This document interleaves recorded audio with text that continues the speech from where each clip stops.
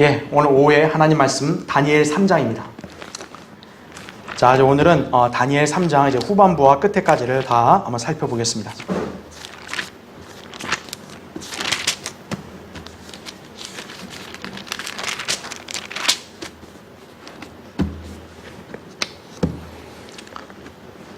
자, 이제 지난 시간에 했던 내용들 여러분 잘 아시겠지만 느부갓네살이 금으로 자기 형상을 만들어서 그 바빌론 아래 모든 민족들에게 경배를 강요했죠. 안 하면 용광로에 던져 죽이겠다 했습니다. 그때 유일하게 유대인 세 청년들 사드락과 메삭과 아베느고만이 그 왕의 명령을 거부하고 우리는 하나님을 신뢰한다 라고 이렇게 담대하게 증언을 했죠. 간증을 했죠. 자, 그럼 그렇다고 해서 이제 느부갓네살이 포기했냐? 그게 아니라는 거죠. 결국 그들을 용광로 속으로 집어 던지는데, 그러나 하나님께서 어떻게 합니까? 그들을 놀랍도록 지키시고 보호하셔서 그 용광로에서 살아서 돌아옵니다. 단 한 군데의 상처도 없이 살아서 돌아옵니다. 믿음의 시련을 견뎌낸 것이요. 그 간증이 이제 오늘 우리가 살펴볼 말씀입니다. 자, 먼저 19절부터 23절을 보겠습니다. 그러자 느부갓네살이 분이 가득 차서 사드락과 메삭과 아벳느고를 향한 그의 얼굴 모양이 변하더라.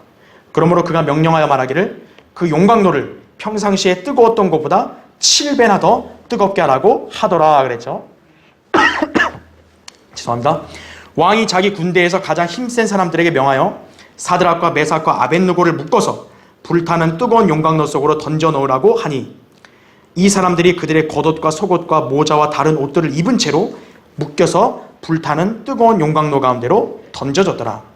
왕의 명령이 엄격하여 용광로가 심히 뜨거움으로 불꽃이 사드락과 메삭과 아벳느고를 붙들어간 사람들을 태워 죽였더라. 그리고 이 세 사람 사드락과 메삭과 아벳느고는 묶여서 불타는 뜨거운 용광로 가운데로 떨어졌더라. 이렇게 말씀하고 있습니다. 자, 거기 보시면 첫 번째요. 느부갓네살은 어찌나 분노했던지 얼굴 모양이 일그러질 정도로 표정이 굳어졌다 이거죠. 자기가 절대적인 권력을 가진 왕으로서 자기 명령이면 누구나 다 꾹뻑하고 다 따라야 될 줄 알았는데 자기 명령을 심지어 목숨을 위협받는 한이 있어도 거부하더라 이거예요.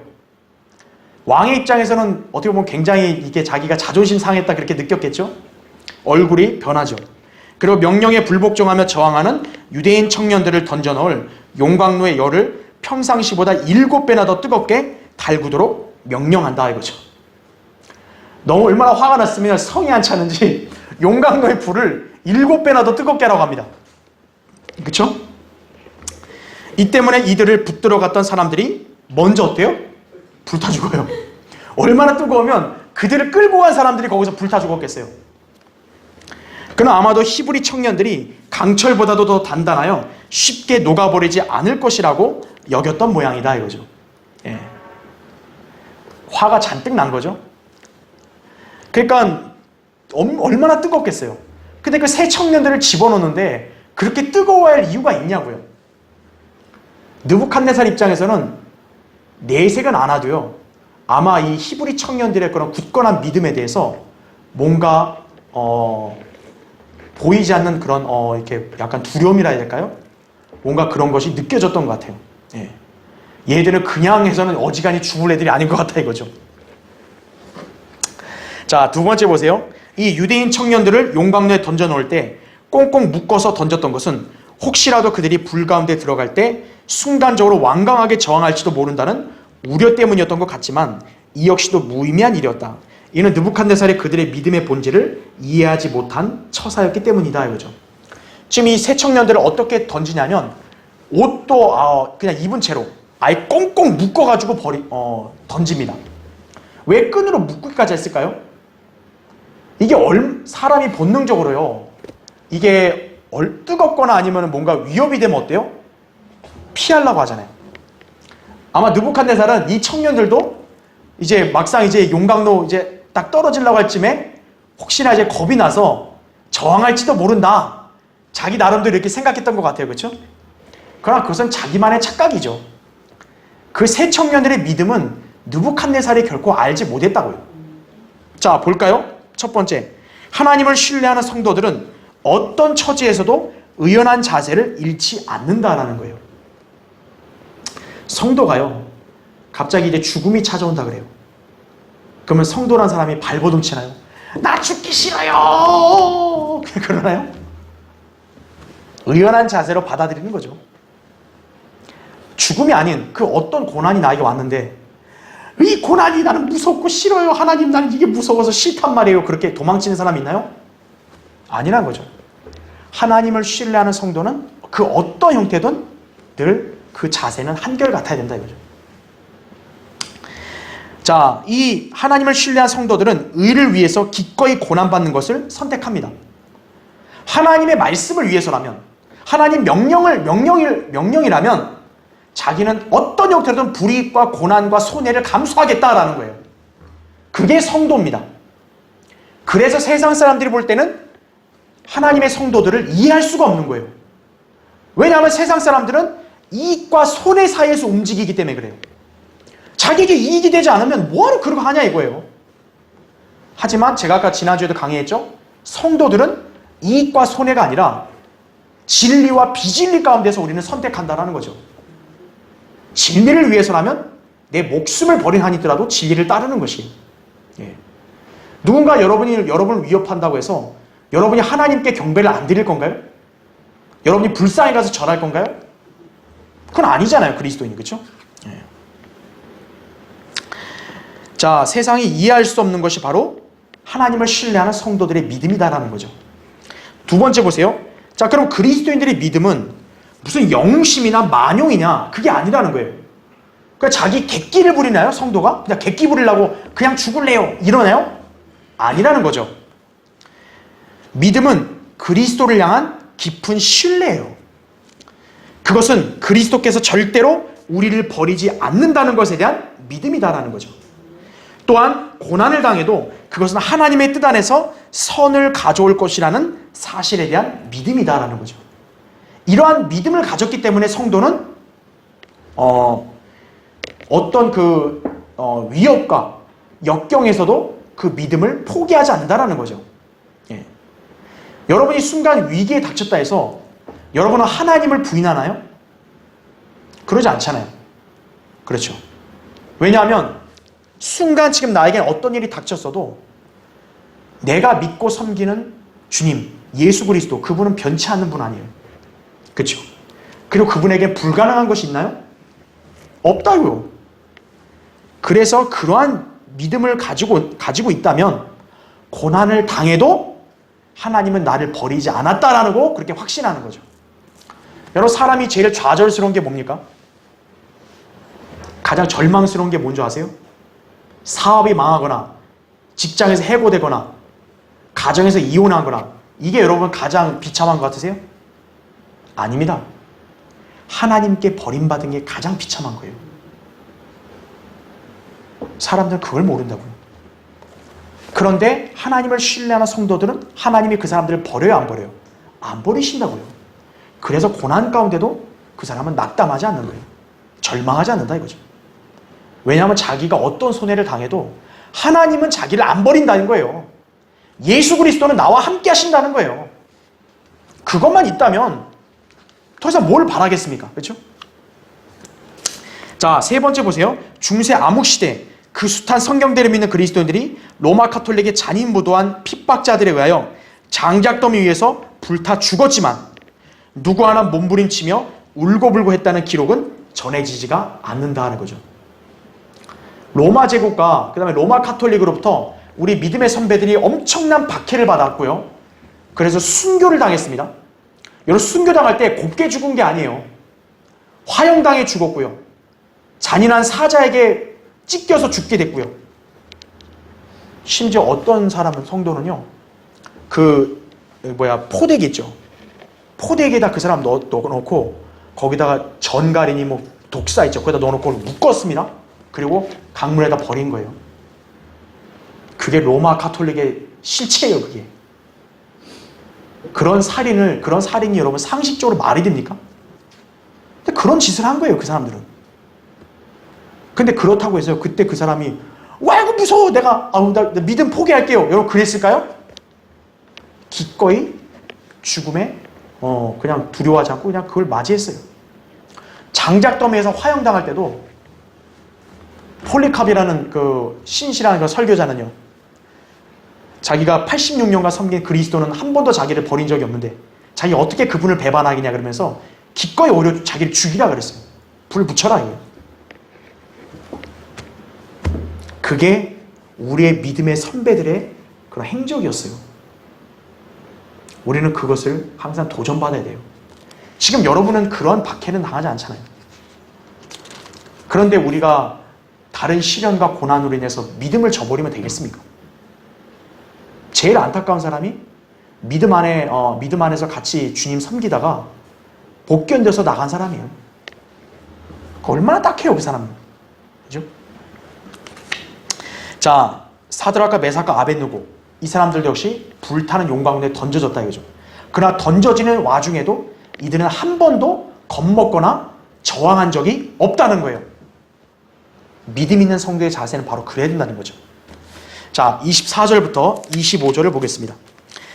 그때 느부갓네살 왕이 놀라 급히 일어나서 그의 자문관들에게 일러 말하기를 우리가 세 사람을 묶어서 불 가운데로 던지지 아니하였느냐 하니 그들이 대답하여 왕에게 말하기를 오 왕이여 옳소이다 하더라. 왕이 대답하여 말하기를 보라 내가 보니 네 사람이 풀려서 불 가운데로 걸어다니고 있는데 그들이 다치지도 않았으며 그 넷째의 모습은 하나님의 아들과 같도다 하더라. 이렇게 말씀하고 있죠. 느부갓네살의 이 증언이요 정말 놀라운 거예요. 자, 세 친구들을 분명 어떻게 했습니까? 용 가운데 던졌어요. 그 용 가운데 누구만 있어야 돼요? 세 사람만 있어야 될 거 아니에요? 근데 네 사람이 있는 거예요. 근데 그 네 번째 사람의 모습이 뭐와 똑같다는 거예요? 하나님의 아들과 같다는 거예요. 참 신기하죠? 그죠? 신비롭죠? 한번 보겠습니다. 교환에 1번. 왕은 이적을 보았다, 이제. 그쵸? 느부갓네살 진짜 이적을 본 거예요. 왜냐하면 용광내에 던졌어요. 자, 용광내 끌고 간 사람도 불타 죽었는데 하물며 용광내에 던졌던 사람이 살아있다는 게 말이 돼요? 그것도 한 번도 다치지 않고. 이적이죠. 하나님의 분명한 구원의 역사를 보는 것은 이 이방 왕에게는 놀라운 일이었다 이거죠. 자, 사드락과 메삭과 아벳느고의 간증대로 그들은 전혀 다쳤어요? 안 다쳤어요? 안 다쳤죠. 분명히 그들이 그랬죠. 하나님이 우리를 지키고 보호해 주실 거라고. 안 다쳤죠? 특별한 섭리에 의해서 보호받고 있었던 것이다 이거죠. 자, 그래서 보세요. 첫 번째 보시면 그리스도인들은 고난을 당해도 특별한 섭리로 보호받고 있는 사람들임을 알아야 됩니다. 여러분이 고난이 없는 게 아니에요. 고난은 있어요. 하지만 고난 가운데서도 주님이 여러분을 지키고 보호하신다는 거예요. 세상 사람과 우리의 차이는 바로 그거예요. 자, 그리스도인들이 어려운 고난을 당하지 않는다는 말이 아니다. 그죠? 고난을 당하기는 하되, 즉 불 가운데로 들어가기는 들어가되 하나님의 아들과 함께 있어 보호를 받고 있다는 것이다. 이거죠. 예. 하나님의 아들께서 성도들을 불 가운데서도 함께 하시고 돌보신다라는 거예요. 여러분이 어려울 때 혼자라고 외로워하지 마시라는 거예요. 주님이 여러분과 함께 하신다는 거예요. 가까운 사람은 여러분을 떠날 수 있어요. 여러분 친구들이라서 여러분 믿을 만한가요? 떠나요. 하지만 여러분이 극한 시련과 절망 속에 있을 때도 주님은 안 떠나신다 이거예요. 자, 두 번째 보세요. 이것은 한편 하나님의 아들조차도 우리와 함께 불 가운데 들어가 우리의 고난에 동참하고 계시다는 의미이기도 하다 이거죠. 여러분 하나님의 아들이신 예수님께서는 고난 통과하셨어요? 안 하셨어요? 고난 통과하셨잖아요. 그분이라고 고난에서 예외가 됐었나요? 아니잖아요. 그분도 고난을 통과하셨어요. 자, 예수님이 우리에게 십자가를 지라고 했단 말이에요. 근데 예수님이 십자가를 본인이 안 져놓고 우리 보고 지라고 하셨냐고요. 그분이 먼저 졌기 때문에 어때요? 우리도 같이 지고 따르라는 거죠. 자, 그분이 지금 불 가운데서 이 세 청년들과 함께 있는 것을 주목하라 이거죠. 또한 이들은 불 가운데에서 어때요? 걸어다니고 있어요. 여러분 이게 인간의 이성으로 이해가 됩니까? 불구덩이 속에서요 들어가면 사가야 되는데, 그쵸? 불타야 되는데 그게 아니라 뭐예요? 오히려 걸어다니고 있는 거예요. 고난 중에 있으나 주님을 신뢰하는 성도들은 그 다음 페이지 보시면 주님과 함께 동행한다는 더 뚜렷한 증거를 갖게 되는 것이다 이거죠. 자, 그래서 세 번째 보세요. 하나님께서는 그들과 항상 함께 계셨지만 그들이 불 가운데 들어가기 전까지는 그분이 그들과 함께 하신다는 증거는 보여지지 않았었다 이거죠. 자, 하나님이 나와 함께 하셔. 자, 말로 하는 거는 할 수 있지만 사실 그게 명백하게 증거로 나타나진 않잖아요. 그런데 그 증거가 언제 뚜렷하게 보이냐? 고난 속에 있을 때 보인다는 거예요. 여러분이 평상시에는 어때요? 정말 하나님이 나와 함께 하시고 하나님이 나를 정말 도우시나? 그거를 체감 못할 수도 있어요. 왜? 평소에는 그런 게 안 보이니까. 근데 언제 그게 명확하게 보이고 느껴지나요? 고난과 시련 속에 있을 때 느껴지죠. 아, 주님이 나와 함께 하는구나. 그러니까 고난과 시련이 나쁜 게 아니에요. 오히려 그게 우리가 하나님을 더 확실하게 믿고 신뢰할 수 있는 기반이 되는 거예요, 오히려. 자, 이 유대인 세 청년들, 그 청년들이 불 가운데 들어갔을 때야 비로소 하나님의 아들이 그들과 함께 계심을 확실하게 볼 수 있었죠. 불 가운데 들어가기 전에는 그들은 그냥 3명밖에 안 보였어요. 근데 불 속에 들어가니까 어때요? 3명이 아니라 4명이더라 이거예요. 그게 보인 거죠. 이처럼 성도들도 때로는 고난 속에서 주님이 그들과 함께 계신다는 것을 직접 경험할 수 있다 이거죠. 그렇기 때문에 여러분들은 어떠한 믿음의 시련이 다가왔을 때 그것에 겁먹거나 위축되라고 하지 말고 오히려 주님이 나와 함께 하신다라고 더 확신을 갖는 계기가 되면 되는 것이에요. 그렇죠? 네. 자, 여기까지가 이제 우리가 어떻게 보면 영적인 교훈이고요. 자, 두 번째 보세요. 자, 킹제임스 성경에서는요, 이 느부갓네살이 증언할 때 이 네 번째 사람의 모습을 뭐라고 갖다 그래요? 하나님의 아들과 같다라고 이렇게 분명하게 표기하고 있습니다. 자, 킹제임스 성경을 이렇게 번역한 사람들도 여기서 할 때 하나님의 아들을 고딕체로 했죠. 성령님께서 바로 이 하나님의 아들이 누구인지 우리에게 알려준 거예요. 자, 여기서 하나님의 아들이 이제 넷째 사람이에요. 넷째 사람.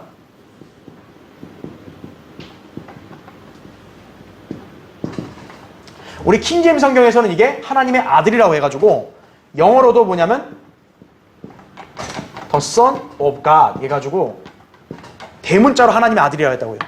우리 성경에도 고딕체로 돼 있죠. 그것은 바로 이 하나님의 아들이 예수 그리스도를 나타낸다는 거죠. 참 놀랍죠. 우리는 예수 그리스도가 이렇게 신약에서 이렇게 동정녀 탄생으로 그냥 출생하면서부터 예수 그리스도가 있는 걸로 알지만 아니라는 거죠. 예수 그리스도는 그 전부터 계신 분이에요. 다만 인간으로 태어나시기 전이었다라는 거죠. 그런데 그 하나님의 아들께서 어때요 지금? 그 용광로 가운데 있는 새 청년들과 함께 계시는 거예요. 그런데 개역성경 있잖아요. 그 지금 일반 교회들이 쓰는 개역성경에는 뭐라고 되어 있는 줄 아세요 이게요? 이걸 신들의 아들이라고 변개시킨 거예요. 그럼 여러분 보세요. 하나님의 아들이면 우리가 누군지 명확하게 딱 아는데 신들의 아들이면 대체 누굴 얘기하는 거예요? 누구예요? 신들의 아들이면? 누구죠? 저 그리스 신화에 나오는 로마 신화에 나오는 그런 신들인가요? 그러니까 엉터리 성경이에요. 이게 엉터리 성경 바로. 그럼 왜 이 사람들이 이렇게 번역을 했는가? 한번 보겠습니다. 자, 보세요 거기. 그 밑에 먼저 1번을 보세요. 개역성경을 위시한 변개된 성서들은 이 대목에서 하나님의 아들을 신들의 아들이라고 바꿔놓았다. 말하자면 느부갓네살이 용광로에 던져진 새 청년들과 함께 있는 그 넷째 사람이 하나님의 아들일 리가 없다는 것이다. 이죠. 성경 변개자들은 느부갓네살의 증언이 못마땅한 모양이다. 이거죠. 쉽게 말하면 그거죠. 아니 어떻게 일개 이방 왕이 하나님의 아들을 알아보냐 이거예요. 믿지도 않는 사람이 어떻게 하나님의 아들인 걸 단번에 알아보냐 이거예요. 그러니까 이건 하나님의 아들이 될 수가 없다 이거예요. 그 뭐 신들의 아들이라고 누구죠 그게? 자기들도 모르잖아요. 그렇죠? 2번 보세요. 하나님의 아들은 바로 누구를 말합니까? 예수 그리스도를 말하죠. 구약에서 흔히 천사를 하나님의 아들로 부르는 경우가 종종 있어요. 그렇지만 특별히 그 천사가 주 예수 그리스도를 가리킬 경우에 킹제임 성경은 혼동을 피하기 위해서 그 천사를 주의 천사 혹은 하나님의 아들로 번역해 놓습니다. 자, 무슨 말이냐면 구약에서는 하나님의 아들들이 있어요, 없어요? 있죠. 욥기 38장 이따 보겠지만 욥기가 말했던 대로 하나님의 천사들, 소위 하나님의 아들들은 천사들이었다고요.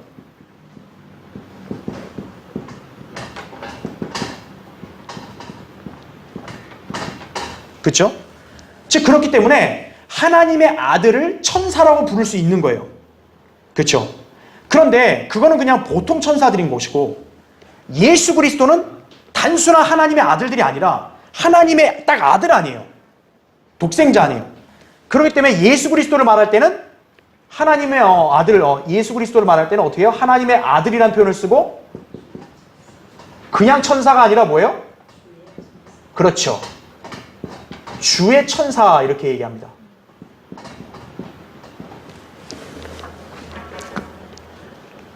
그래서 구약에서는요 예수 그리스도께서 이 땅에 태어나시기 전 아니에요. 그러니까 그때 예수님은 어떤 형태로 나타나셨냐면 주의 천사로서 나타나셨다는 거죠. 자, 우리가 예전에 성경 공부했었죠. 천사의 개념이 뭡니까? 단순한 메신저가 아니라 그랬죠. 천사는 어떤 존재가 나타나고자 하는 현현이라 그랬어요. 그래서 주의 천사라고 하면 뭐예요? 주님의 현현이에요. 하나님은 영이시기 때문에 안 보이잖아요. 그분이 인간에게 보이는 모습으로 나타나신 거죠. 그게 주의 천사라는 거죠. 바로 그 주의 천사가 성육신하기 이전에 예수님이시다. 예수 그리스도라는 거죠. 네. 자, 그래서 거기 3번을 보시면 하나님의 아들이신 주 예수 그리스도께서 이 땅에 오시기 전 곧 구약에서는 주의 천사로서 사람들에게 나타나셨다 이거죠. 자, 구약에서도 주의 천사였어요. 그러면 신약은 어떻게 될까요? 신약에서는 하나님의 아들이시죠. 그런데 신약에서도요 예수님을 갖다가 천사라고 또 얘기합니다. 하나님의 천사라고 얘기해요. 자, 거기 볼게요. 1번 보세요. 동그라미 1번에 사도행전 27장 23절에서는 내가 속해 있고 또 내가 섬기는 하나님의 천사가 간밤에 내 곁에 서서라고 언급을 합니다. 이거는 이제 바울이 이제 그 이탈리아로 가는 이제 그 배에 탔을 때 거기서 이제 풍랑을 만나잖아요. 풍랑을 만나서 어떻게 된 거예요? 배 안에 있는 사람들이 다 절망에 빠졌을 때 바울이 그들에게 위로해주면서 이렇게 말한 거예요. 너희들 안 죽는다 이거죠. 왜? 내가 섬기고, 그쵸? 여기 나왔죠. 내가 속해 있고 또 내가 섬기는 하나님의 천사가 나에게 뭐라고 말했냐? 네가 반드시 카이사 앞에 선다 이거죠. 그 말은 뭐겠어요? 바울이 만약에 그 바다에서 죽으면은 하나님이 말한 대로 카이사 앞에 쓸 수 있어 없어요? 그럼 하나님이 거짓말하게 된 거잖아요. 그럴 리가 없잖아요. 그래서 바울은 그걸 믿기 때문에 내가 안 죽는다 이거예요. 배에서. 그러니까 내가 안 죽으니까 뭐예요? 나와 함께 배에 타고 있는 너희들도 안 죽는다. 지금 이 얘기를 하는 거거든요. 근데 그 사실을 말해준 주님을 뭐라고 얘기냐면은 하나님의 천사라고 그래요. 자, 여기 보시면 이 구절을 보면 마치 성도들에게 무슨 수호 천사가 있는 것처럼 보이잖아요. 그게 아니라 바울이 자기를 보호하는 어떤 천사를 섬겼다 이렇게 하면 말이 안 되잖아요. 바울은 누구를 섬겼어요? 예수 그리스도 주님을 섬겼잖아요. 즉 여기서 하나님의 천사는 누구를 말하는 거예요? 예수 그리스도를 말하는 거다 이거죠. 자, 한번 보게요. 갈라디아서 한번 찾아보세요. 거기 갈라디아서 4장 보세요. 그게 이제 그 밑에 2번에 나온 건데 한번 찾아보세요. 갈라디아서 4장 14절 보세요.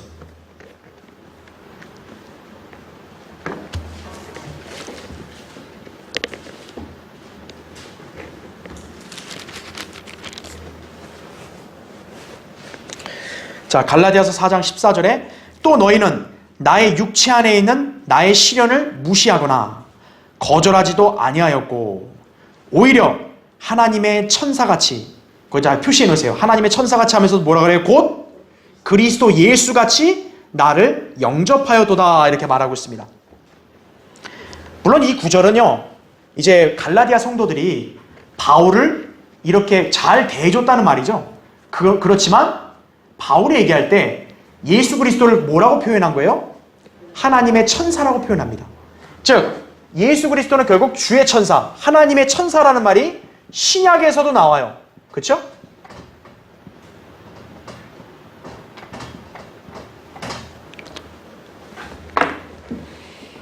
자, 그래서 하나님의 아들이신 예수 그리스도, 그분이 신약 시대에 이 땅에 오시기 전에 그 구약 시대는 이렇게 주의 천사로서 나타나셨다 이거죠.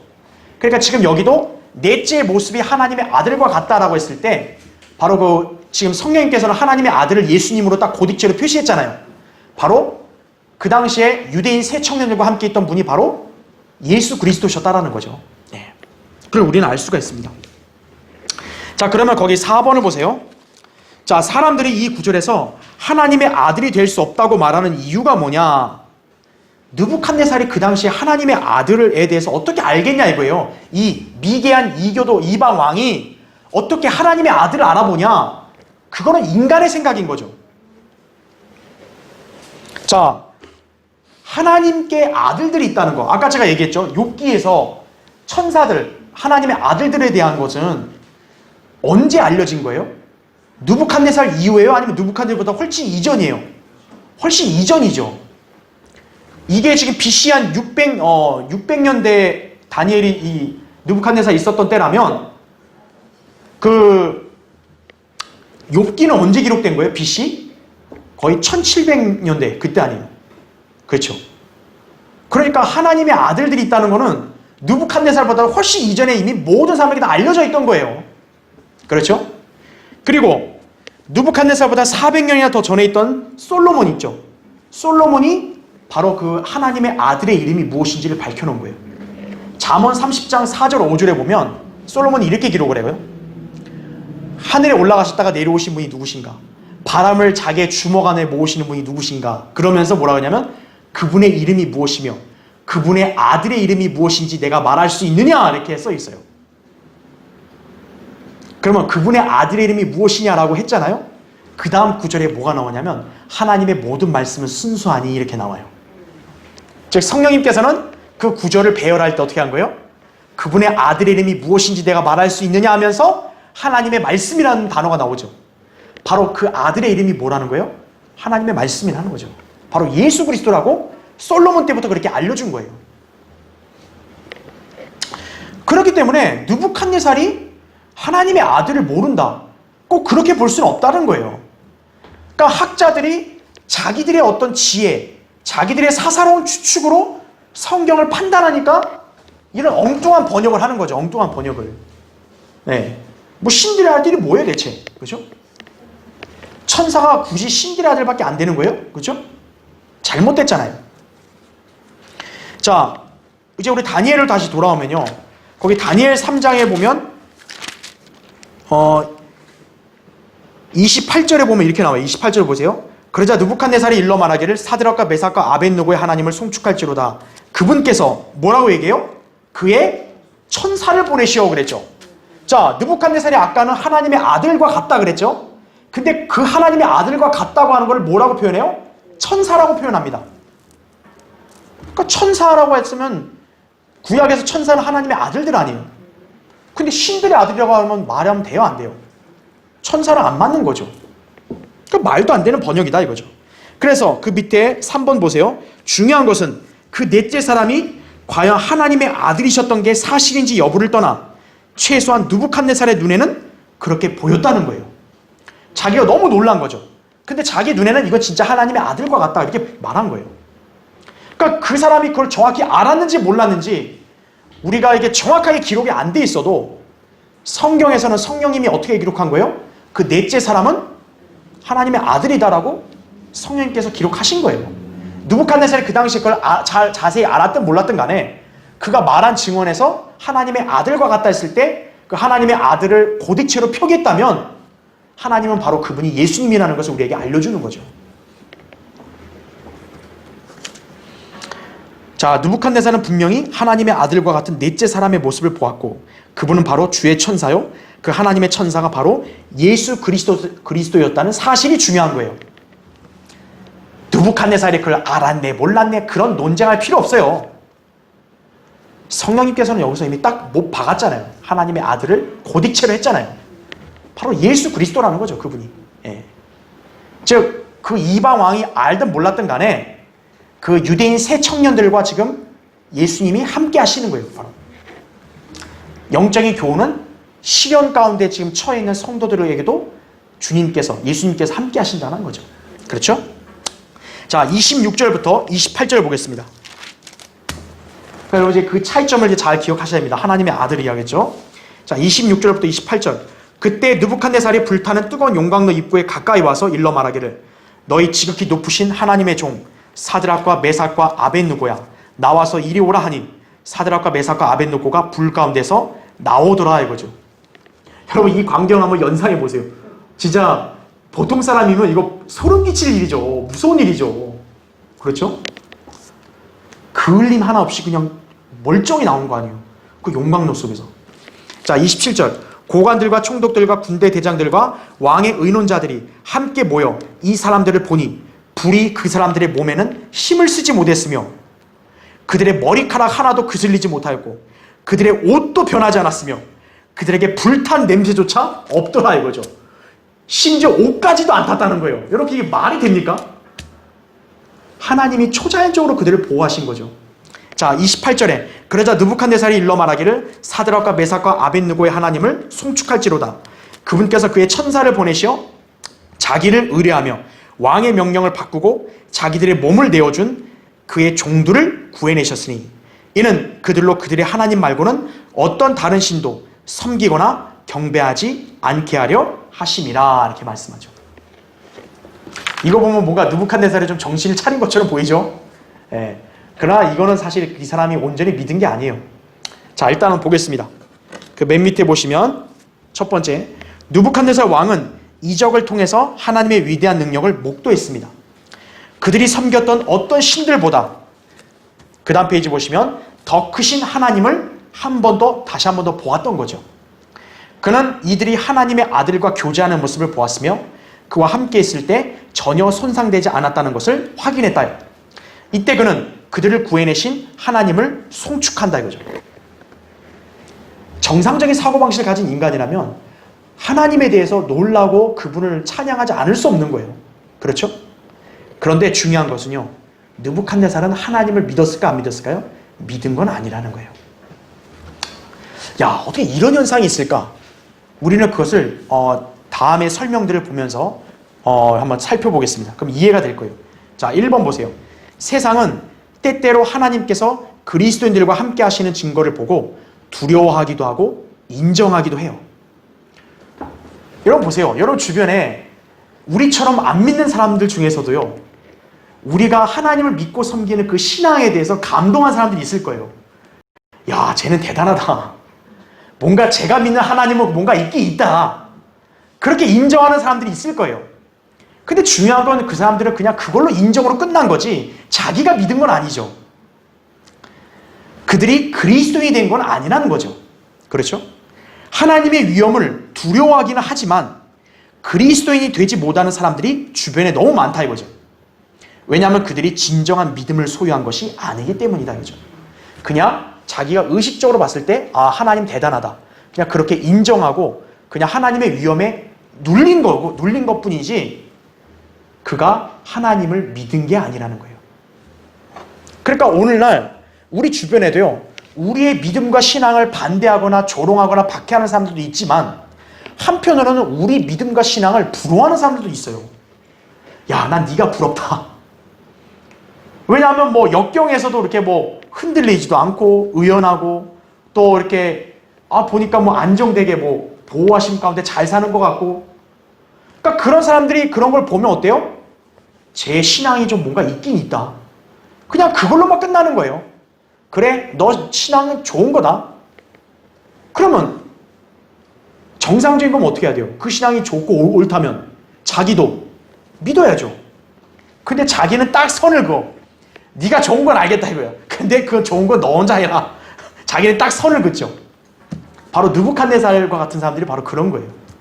하나님의 위대한 역사와 이적을 보았어요. 그러면 정상적인 사고방식을 가진 사람이면 인정해야죠. 근데 그냥 그걸로 끝난 거예요. 그래, 알았어. 대단하다. 너 하나님 대단하다. 그냥 끝난 거예요, 그냥. 자, 2번을 보시면 이적을 보고 믿는 믿음은 진정한 믿음이 아니라는 거죠. 왜 우리가 하나님을 믿고 하나님의 도우심으로 이렇게 승리하고 더 강건하고 담대하게 사는 걸 본 사람들이 왜 하나님을 인정하면서도 우리처럼 안 믿냐 이거예요. 그들의 믿음의 본질이 잘못됐기 때문이에요. 그들은 뭡니까? 기적, 놀라운 일, 이것만 보고 믿으려고 하는 거죠.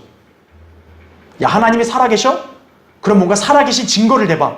뭔가 대단한 걸 눈으로 보여줘야 믿겠다. 이런 사람들 있잖아요. 그런 믿음은 애초에 잘못된 거예요. 자, 하나님의 가장 위대한 이적은요, 무슨 병 고치거나 무슨 사고로부터 보호해준 그게 아니죠. 2000년 전에 갈보리 십자가에서 이루신 게 가장 위대한 이적이죠. 갈보리 십자가에서 예수 그리스도가 흘리신 피가 지금 이 순간까지도 믿는 사람들의 모든 죄들을 어때요? 다 제거하고 구원하잖아요. 그런 위대한 역사와 이적이 어디 있겠어요? 가장 위대한 이적을 찾고 싶다면요, 무슨 병 고친다, 무슨 누구를 일어나겠다, 그거 보지 말고 갈보리 십자가에서 이루신 예수 그리스도의 사역을 보라 이거예요. 그게 가장 위대한 이적이다 이거죠.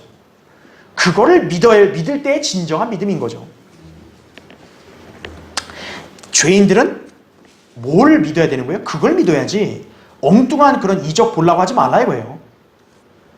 이것을 무시한 채 단순히 이적이나 기적을 보고 하나님을 믿으려 한다면 올바른 믿음이 아니다라는 것이에요. 잘 기억해야 한다 이거죠. 자, 밑에 세 번째요.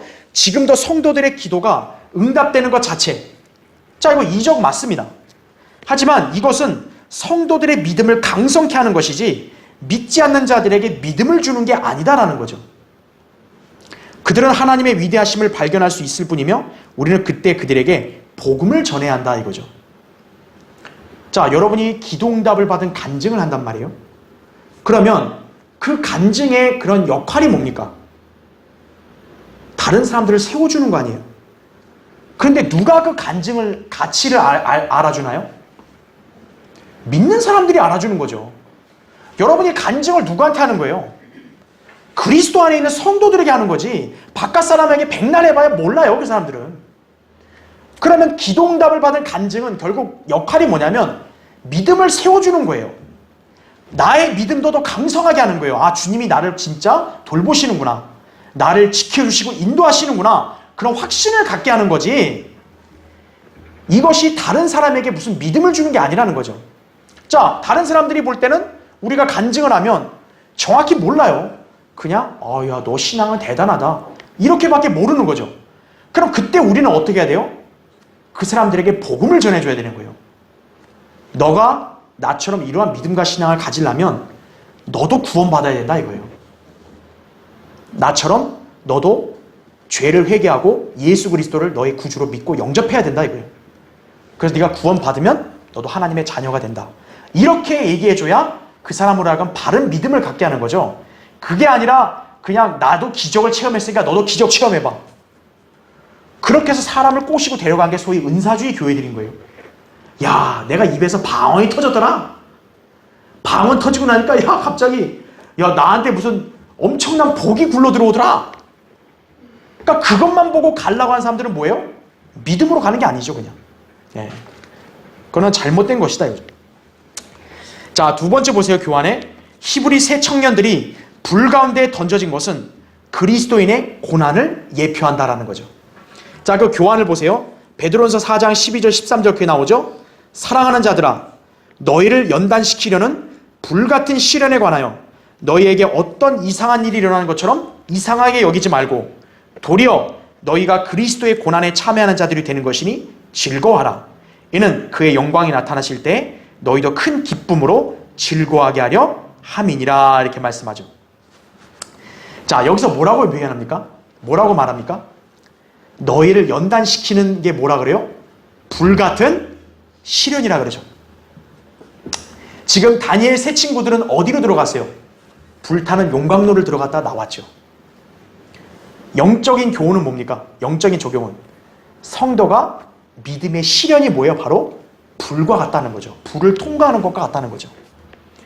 근데 그거에 대해서 지금 이상하게 여기라는 거예요? 이상하게 여기지 말라는 거예요? 이상하게 여기지 말라는 거예요. 왜냐? 그런 고난을 통해서 뭡니까? 하나님의 영광을 드러낼 수 있다라는 거죠. 그렇죠. 자, 다니엘 세 친구들이 만약에 용광로를 안 들어갔으면 어떻게 돼요? 느부갓네살이 이 다니엘 세 친구들의 하나님을 높일 수 있겠어요? 없겠어요? 없죠. 지금 실제로 다니엘은 여기 안 보이잖아요. 그렇죠. 근데 다니엘 세 친구들은 용광로를 왕의 명령을 거역하고 용광로에 들어갔기 때문에 어때요? 그 용광로로부터 구출되면서 하나님의 위대하심을 드러낸 거죠. 예. 그리스도인도 주님을 영화롭게 해드리려면 주님과 함께 고난과 시련을 기꺼이 참여할 수 있어야 돼요. 주님이 당한 고난을 나는 당하기 싫다고 안 당하면 그 사람이 어떻게 주님을 드높일 수 있겠어요? 그렇죠? 자, 그 밑에 보세요. 첫 번째, 앞서 말했듯이 그리스도인들이 보호받는다는 것은 불같은 시련에 들어가지 않는다는 말이 아니다 이거죠. 오히려 불같은 시련에 들어갔을 때 보호받는다는 것이다 이거죠. 그리스도인이 고난이 없는 게 아니에요. 고난 가운데서도 하나님이 우리를 보호하신다는 거죠. 자, 두 번째요. 본문은 불이 그 사람들의 머리카락 하나도 그슬리지 못했다고 말한다 이거죠. 여러분, 이게 이해가 됩니까? 인간의 머리로요? 어떻게 불에 들어갔는데 머리카락 하나가 안 그을 수 있냐고요? 하나님의 역사죠. 자, 시련은요, 때로 성도들을 아프게 할 수도 있어요. 여러분, 그렇잖아요. 우리가 시련과 고난을 당할 때 아프잖아요. 그렇지만 성도의 믿음을 조금도 손상시키지 못한다는 거예요. 주님을 신뢰하는 성도들은 시련을 마친 후에 그가 갖고 있던 믿음이 조금도 손상받지 않은 채로 보존되어 있다죠. 아니, 오히려 더 굳건해 있다라는 거죠. 여러분, 고난과 시련을 잘 견딘 성도의 믿음은 어떨까요? 말랑말랑하지 않다고요. 단단하죠. 여러분, 그릇이 어떻게 해서 나오는 거예요? 그런 그릇이요. 도자기를 구울 때 어때요? 불에 넣어서 구워야지만 단단하게 나오잖아요. 그렇죠. 성도의 믿음도 굳건해지려면 용광로 같은 시련을 통과해야 돼요.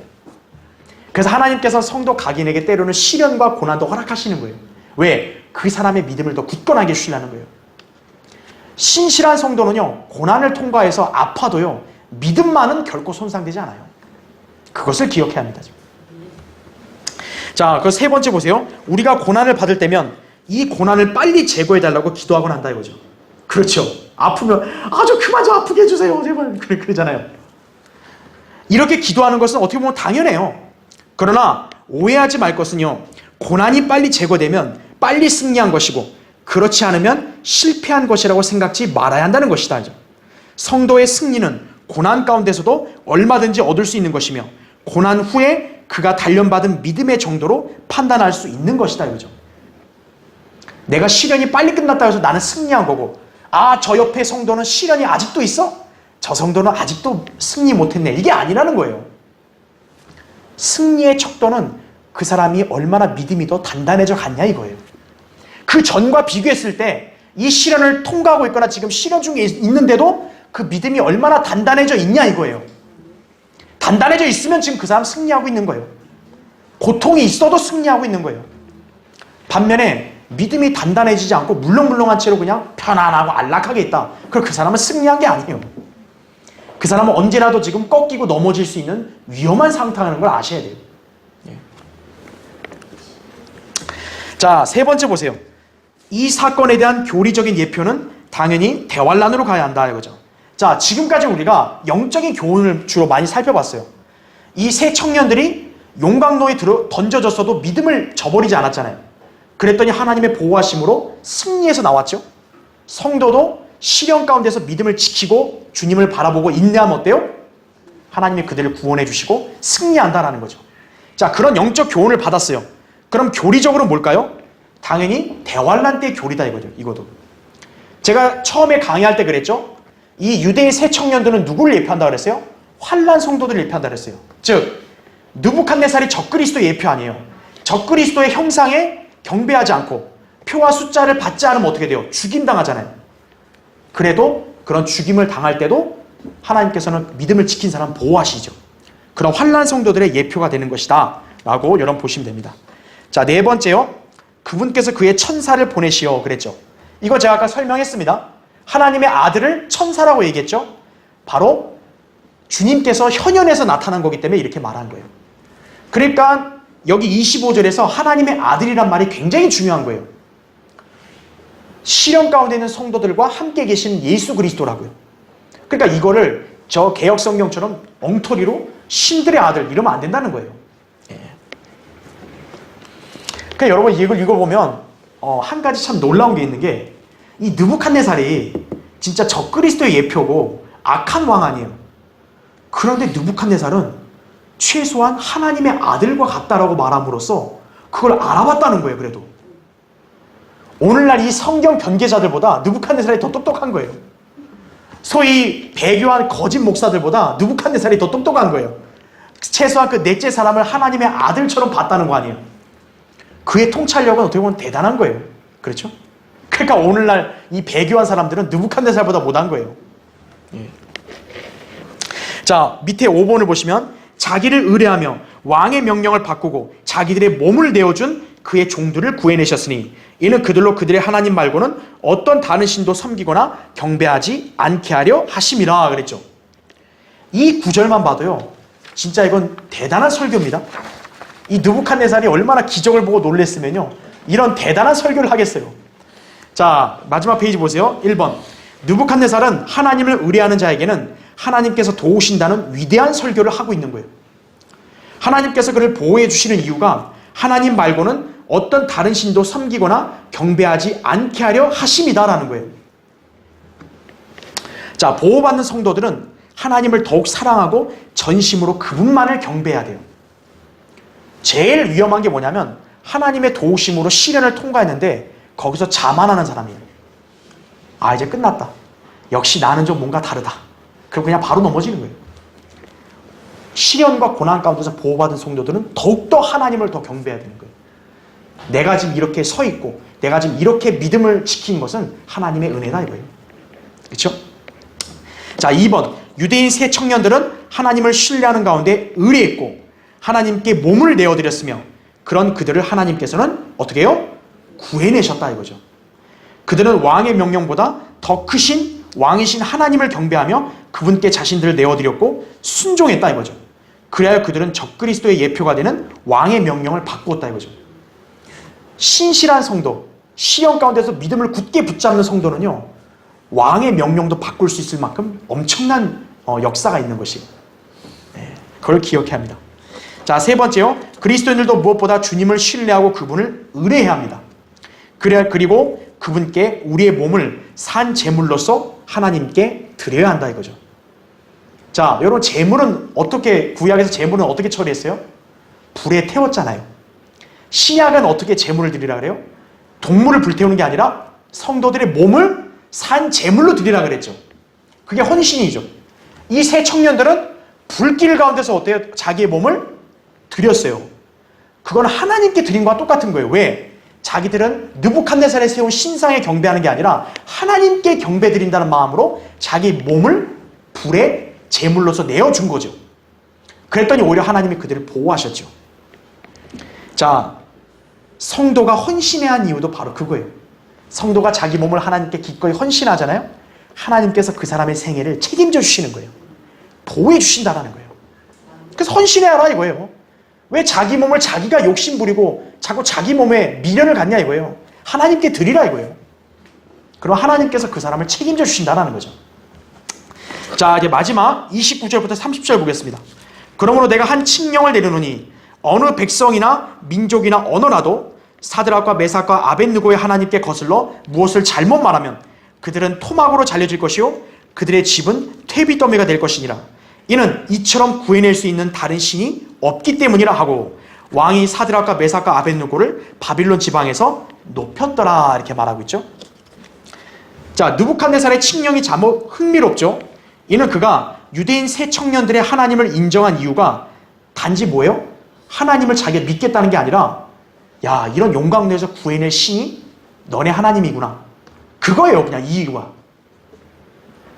즉 왕이 분명히 하나님을 높였지만 그것은 단순히 그분의 위대하심을 인정한 정도였고, 단순히 그들의 신이 자기 신보다 더 크고 능력이 많다 하는 것을 인정하는 정도였다 이거죠.